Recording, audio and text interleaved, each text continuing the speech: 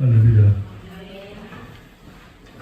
마지막 교회로 마지막 주일인데 이렇게 띨띨한 모습으로 죄송합니다. 우리가 고3 때 학교 다닐 때 급풍이 있었어요. 가장 많은 게 아마 유족액이었을 겁니다. 지금까지 학교 생활이 어땠든지 마지막 남은 1년 잘 열심히 마무리해서 후회가 없는 고등학교 생활을 마치자, 혹은 잘 마지막을 위해서 원하는 대학교에 가자라는 의미였을 겁니다. 같은 의미로 올해 마지막 주 마무리를 하는 마음으로 올해 한 해에도 하나님께서 우리를 주신 시간을 잘 활용함으로 마지막을 아름답게 정말 보내자라는 뜻으로 유족의 한말로 아름답게 마지막을 이라고 정했습니다. 2024년 시작한 지 얼마 안 된 것 같은데 벌써 달력 한 장 남겨두고 있습니다. 올해의 삶을 돌아보며 드릴 고백은 하나밖에 없지요. 올해도 하나님이 다 하셨습니다. 하나님의 은혜에 감사할 수밖에 없습니다. 여전히 어렵고 힘든 한 해, 정신없이 살다 이제 한 해를 정리하는 우리 수성의 가족 모두가 올해 남은 시간 잘 마무리함으로 조금도 후회가 없는 시간 되시기를, 올 한 해 되시기를 주의로 축원합니다. 오늘 본문 1절에 보니까 이렇게 말해요. 이는 다윗의 마지막 말이라. 이 말은 다윗이 그에게 주어진 마지막 자신의 삶을 돌아보며 사는 회고라는 말이죠. 이 말씀을 통해서 여러분 은혜 받으시기를 바랍니다. 먼저 다윗에게는 마지막에 좋은 결산이 있었습니다. 여러분, 가정도 중요하고 처음도 중요하지만은 마지막을 잘 마무리하는 게 중요합니다. 화가 미켈란젤로가 시스티나 채플의 천장, 벽화, 천지 창조를 그릴 때입니다. 이게요, 높이가 얼마냐면요, 20m예요. 다리에서 천장까지. 그러니까 20m 높이에다가 천장을 그리니까 밑에 비계를 쌓고 올라가서 누워서도 그리고 못 가면 아프니까요. 그러다 보니까 그 독한 유화가 떨어져서 눈에 들어가서 실명 위까지 올 정도로 힘들었어요. 이게 크기가 얼마냐면 가로가 41.2m. 놀래는 척이나 해봐요. 엄청 멀지 크잖아요. 세로가 13.2m. 4년이 걸렸어요. 다 그린 것 같은데 이 마켈란젤로가 끝까지 천장에 매달려 손질을 합니다. 그러자 그를 돕던 조수한 사람이 이야기해요. 선생님, 이제 끝나지 않았습니까? 그러자 미켈란젤로가 이렇게 말하죠. 자네 눈에는 끝이 난 걸로 보이는가? 내 눈에는 아직 끝나지 않았네. 내 눈에는 아직 끝나지 않았어. 라고 이야기해요. 그리고 난 다음에도 몇 달을 더 매달려서 작품을 완성을 합니다. 그런데 모든 것이 끝남에도 불구하고 미켈레 장로는 여전히 자급도구를 치우지 않고 계속 천장을 응시하면서 주위를 맴돕니다. 그러자 한 사람이 다시 또 묻습니다. 선생님, 이제 다 끝나지 않았습니까? 정말 다 끝났습니다. 그러자 미켈란젤로가 유명한 대답을 하죠. 내 눈에는 끝났는데 주님 보시기에는 어떨지 모르지. 다시 말씀드릴까요? 나는 완벽하게 끝낸 것 같은데 우리 주님 보실 때는 어떤지 모르겠어. 이게 장려심이죠. 기독교적 용어를 빌린다면 이것이 바로 철저한 청지기 정신이라고 할 수가 있습니다. 우리는 언젠가 우리 인생을 결산하는 마지막 순간을 맞이하게 될 겁니다. 그렇죠? 언젠가 주님이 오라 하시면 이 땅 정리하고 올라가야 되잖아요. 그게 마지막 결산하는 시간이 된다는 거죠. 근데 여러분, 그 시간을 기억하면서 종종 우리는 우리에게 주어진 지나온 시간들을 되돌아볼 필요가 있습니다. 이것은 마지막 후회 없는 결산을 위한 일종의 중간 결산과 같은 의미를 가진 일을 할 수가 있어요. 여기서 정말 중요한 건 이겁니다. 누구의 관점에서 내 인생을 평가하는 거예요. 거기에 대한 좋은 대답이 오늘 미켈란젤로가 남긴 내 눈에는 끝났는데 주님 보시기에 어떨지 모르지라는 말이 될 겁니다. 나 정도면 괜찮아. 아니, 그거 말고 사람들이 나 괜찮대. 아니, 그거 말고 주님 보실 때 정말 너는 내가 너에게 가르쳐준 복음대로 살았느냐? 성경에 하나님이 주신 율법이 613개라고 그러죠. 그죠? 613개를 제사장은 서기관이 주님께서 묻습니다. 그 율법을 갖다가 가장 크게 두 개로 하는 뭡니까? 하나님을 사랑하고 이웃을 사랑하라. 그죠? 하나님 사랑과 이웃 사랑이 다르지 않다면 결국은 뭐예요? 하신 복음의 핵심은 사랑이 된다는 거예요. 여쭤보겠습니다. 사랑하며 살았습니까? 증오 없이 살았습니까? 미움 없이 살았습니까? 간절히 여러분에게 제가 지금 예언하는 거예요. 가르치는 게 아니에요. 그렇게 살지 않았다면 주 앞에 설 때에 여러분은 아무것도 주 앞에 드릴 말씀이 없을 거예요. 사랑이 아니라면 미움과 증오와 시기가 여러분의 삶을 이끌어왔다면 주 앞에 설 때 여러분들은 마지막 결산 할 게 없을 거예요. 부끄러울 거예요. 성경은 말합니다. 악한 자는 그날에 합당하지 아니하다. 확실하게 말씀하셨습니다. 사자성어에 용두삼이라는 말이 있어요. 머리는 용인데 꼬리는 뱀이라는 뜻입니다. 처음에 잘하는 것 같은데 뒤에 가서는 엉터리된 것을 의미합니다. 이 말은 바꿔 말하면 처음이 좋으면 끝이 좋아한다는 말이기도 합니다. 여러분 물론 가정을 무시하고요. 무조건 결론만 얘기하는 거 아닙니다. 우리가 흔히 좋은 걸로 얘기하는 좋은 친구, 사랑하는 부부, 변함없는 충성의 성도 이 모든 보석 같은 이름은요. 가정을 무시하면 얻을 수 없는 가정을 무시하고 얻을 수 있는 그런 이름들이 아닙니다. 삶의 과정 전체가 포함된 것이 뭐냐면 좋은 친구, 사랑하는 부부, 변함없는 충성된 성도라는 칭호를 받을 수가 있을 거예요. 다윗은요 자기의 삶에 대해 3절 이렇게 말합니다. 사람을 공의로 다스리는 자, 하나님을 경외함으로 다스리는 자. 그랬더니 4절의 마지막 이렇게 말해요. 돋는 해의 아침빛 같고 구름 없는 아침 같고 비개일 후의 강선으로 땅에서 음이 쏟는 샘불 같았다고 했습니다. 다윗은 자신의 삶이 하나님 말씀을 벗어나지 않고 맡겨진 일에 최선을 다했더니 그의 노후가 어떻게 됐다는 거예요. 돋는 해의 아침빛. 생각해도 기분 좋잖아요. 아침에 해가 쫙 떠오르는 거 얼마나 보기가 좋아. 그거 보려고요. 시내 산 가면요. 새벽 2시에 깨워서 데리고 온다고 그거 보겠다고. 올라가면서 궁지렁거리지. 피곤해 죽겠는데 잠을 내죠 지금. 올라가면 좋은 거 있는 줄 알아요. 찌른 데가 왜 이렇게 진동이야? 시내산 꼭대기에. 거기 올라와서 보겠다고 야영하는 애들이 있거든. 얘들이 여기다 오줌 싸고 똥 싸서 냄새가 진동을 해요. 그리고 궁지렁거리고 있다가 해가 쫙 떠오르거든. 우와, 기가 막히지. 이게 돋는 해의 아침빛. 노년이 그러기를 축복합니다. 그게 어떤 삶을 산 사람? 사람을 공의로 다스리는 자, 하나님을 경외함으로 다스리는 자. 다스리는 자라는 말은 다윗의 직분이 왕이잖아요. 다스리는 것이 직분이에요. 근데 그걸 뭘로 다스렸다? 하나님의 공의로, 하나님을 경외함으로 다스렸다는 거예요. 그랬더니 그의 마지막 노년이 돋는 해 아침빛 같고 구름 없는 아침 같고 빈 해질 후에 음이 돋는 새풀처럼 기가 막히게 좋게 되었다라는 고백을 하고 있습니다. 저는 여러분들의 노년이 이렇게 다윗의 고백처럼 돋는 해 아침빛 같고 구름 없는 아침 같고 비 내리는 후에 음이 돋는 새풀처럼 되어지기를 주의 이름으로 축복합니다. 제발 좀 그렇게 되시기를 바랍니다. 저도 그러기를 소원합니다. 그 다음에 두 번째는 다윗의 소년기입니다. 자, 그럼 이렇게 기가 막힌 마지막을 고백하는 다윗의 소년기는 어땠을까요? 다윗의 소년기를 보면 무명한 자요 천한 자였다고 말할 수 있습니다. 그의 부모도 대수롭지 않게 여기는 말자들이었습니다. 사무엘상 16장에 보니까 선지자 사무엘이 이새의 집에 사울을 이어서 이스라엘의 다음 왕이 될 사람을 찾아 나섭니다.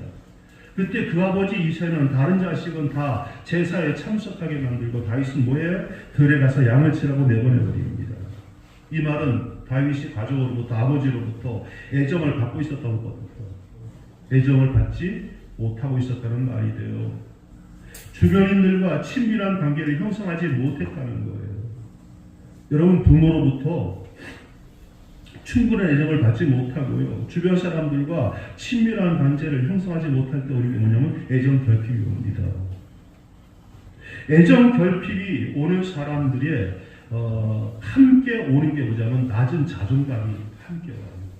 애정 결핍이 된 사람은요, 낮은 자존감이 함께 오고, 왜냐하면 자존감은 어린 시절 부모님이나 다른 인간관계의 상호작용을 통해서 형성이 되는데, 그때 부모의 사랑을 받지 못하고 방치가 되고 외면받게 되면 자존감이 낮은 상태로 진행된다는 거예요. 그리고 자존감이 낮은 사람은요, 특징이 뭐냐면 자기의 가치를 믿지 못해요. 그렇기 때문에 끊임없이 다른 사람의 사랑과 관심을 요구하게 됩니다. 이거 피곤한 일이잖아요. 그러니까 사람들이 별로 그 주변에 머물지를 못해요. 누군가 자신에게 관심과 사랑을 주면 자신이 가치 있는 존재라고 믿게 되고요, 자신에게 아무도 관심과 사랑을 주지 않으면 나 같은 건 죽어도 싸라는 그런 스스로 절망 가운데 빠질 수가 있다는 거예요. 그런 이유로 인해서 애정 결핍으로 인한 낮은 자존감을 가진 사람은 채워지지 않는 불안 때문에 늘 불행합니다. 그런데 다윗은요, 그 모든 조건을 다 갖춘 어린 시절을 보냈어요. 애정 결핍에다가 낮은 자존감 때문에 인생을 망치게 하기에 부족하지 않은 조건을 가지고 있었다는 거예요. 우리나라에요, 강력 범죄를 저지르고 중형을 받는 사람들이 변할 때 보면 항상 그 말을 해요. 부모로부터 어릴 때 버림받아가지고 돌봄을 제대로 받지 못하고 불우한 어린 시절을 보냈기 때문에 이러한 죄를 저지르기 때문에 재판관님의 넓은 발령을 요구한다, 이런 말을 변호사들이 하잖아요. 연습본 나오잖아요. 안 보는 척하고 그렇게 별 나는 성령은 놈이라는 그런 데서 앉아있어. 이게 정사, 사실 그래요. 애정 결핍은 낮은 자존감을 불러오고 누군가 나에게 조금이라도 안 좋은 말 하게 되면 그걸 못 견디하는 거예요. 그래서 그러니까 성질 내는 거는 뭐냐면요, 내가 약하기 때문에, 아프기 때문에 성질을 내는 거예요. 그게 심리학적인 분석입니다. 그런데 다윗을 보니까요, 그런 어린 시절에 애정 결핍이나 낮은 자존감은 저는 상관없는 삶을 살아갑니다. 어디 있을까? 저는 그것을 하나님을 향한 믿음 하나로 이겨냈다고 봐요. 왜냐하면 성경 사무엘상 10장 7절에 보니까 하나님께서 이렇게 말해요. 사무엘이 이르시되 그 용모와 신장을 보지 말라. 내가 이미 그를 버렸노라. 이건 누구냐면 사울을 말하는 거거든. 사울 왕은 다른 사람보다 머리 하나 클 정도로 헌신했다고 그랬잖아요. 근데 버렸다는 거예요. 뭘? 신장과 외모는 버렸다는 거예요. 나의 보는 것은 사람과 같이 아니하니 사람은 외모를 보거니와 나 여호와는 중심을 보느니라. 중심을 됐으니까 지금 하나님께서 사무엘을 시켜서 다윗에게 기름 부은 것은 하나님 뭘 보셨다는 거예요? 중심을 보셨다는 거예요. 다윗의 중심이 뭐였을까요? 하나님을 향한 믿음이 있었다는 말이 되지. 다윗이 여러분 들판에서 양을 치면서 혼자 앉아서 뭐 했겠어요? 앉아가지고 내가 막내인데 아버지는 나를 사랑할지도 모르고 어머니도 한마디 해야 될 거 아니야. 형들을 치셔서 뭐 하는 거예요? 나 같은 애 혼자 보내놓고 참자. 이거 잘 살아. 계속 이렇게 쓰면 그 마음이 어떻게 될 것 같아요? 나 삐뚤어질 테다. 이렇게 될 거야. 안 그렇겠어요?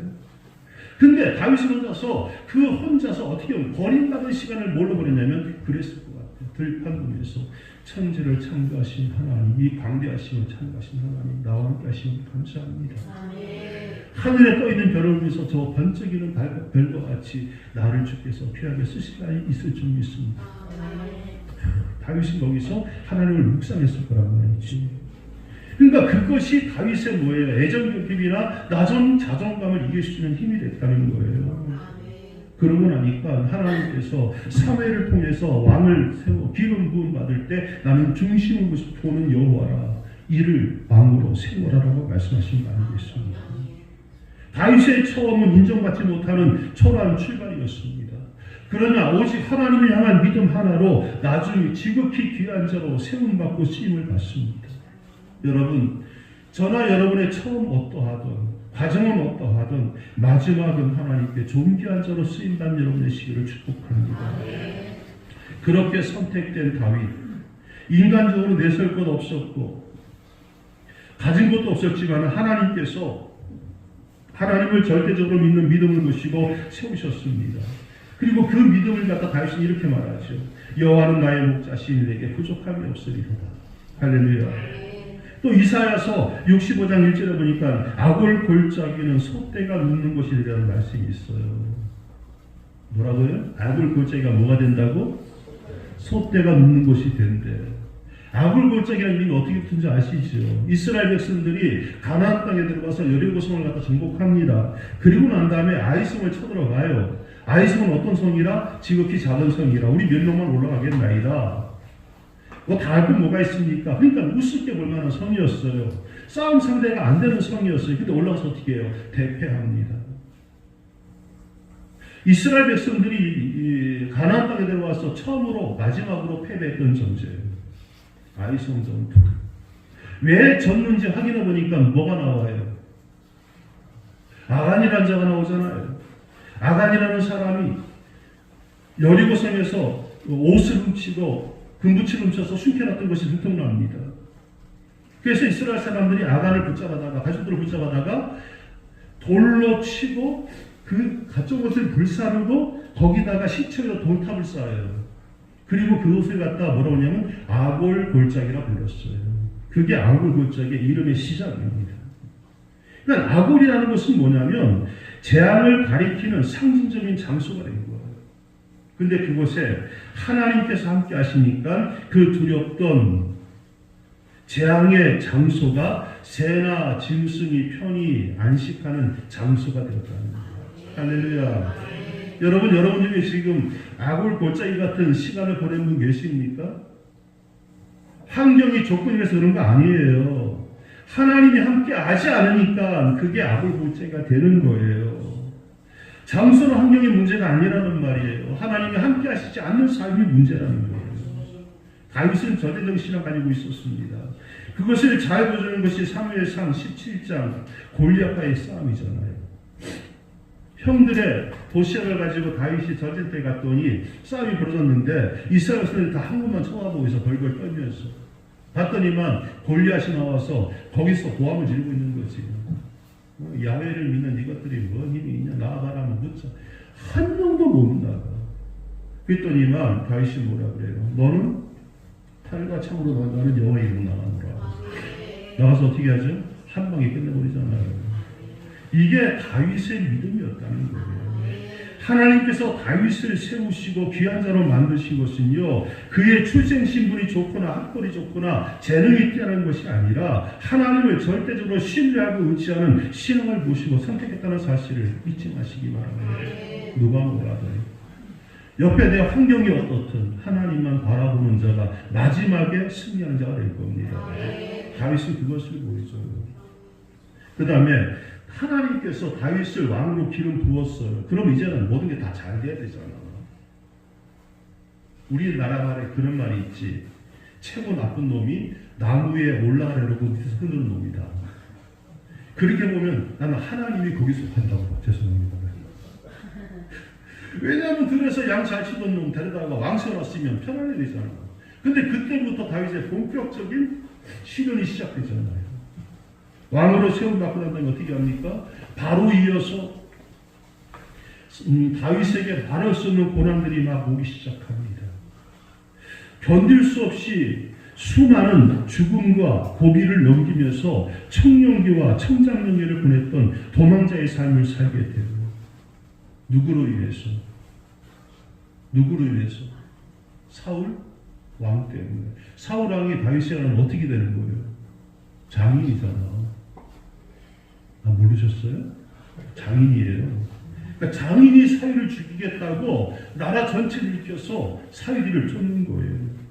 한때 사울 왕의 사위였었고 이스라엘군의 사령관 자리도 맡았던 그였지만 장인이 죽이려는 그 죽음의 수를 피해서 살기 위해서 하루도 편히 쉬지 못하고 자지도 못하고 살아가야겠다는 거예요. 왕이 되어서는 이제 평안하려고 했더니 일생에 경험할 수 없는 가장 고통스러운 순간을 맞이하게 되었습니다. 또 왕이 돼서는 어땠어요? 아들 압살롬이 헤브론을 해서 왕이 되고 반역을 일으켰다는 소식을 듣고는 성급히 성을 빠져나와 도망을 치게 됩니다. 여기서 제가 하나 다윗의 인품을 또 봐요. 믿음을 봐요. 자, 아들 압살롬이 반역을 일으켰어. 그리고 지금 다윗은 왕이요. 그러면 전쟁을 벌이면 누가 할 것 같아요?